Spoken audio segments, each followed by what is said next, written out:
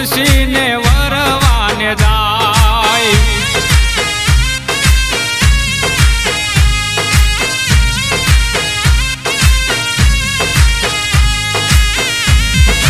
હે બેસતા વર્ષના લગ્ન લેખ રે લખાણા, વરધી આવે 11 ને તિથિ 11 મારો ઠાકર પરણવાને જાય। હોજી રે માતા તુલસી ને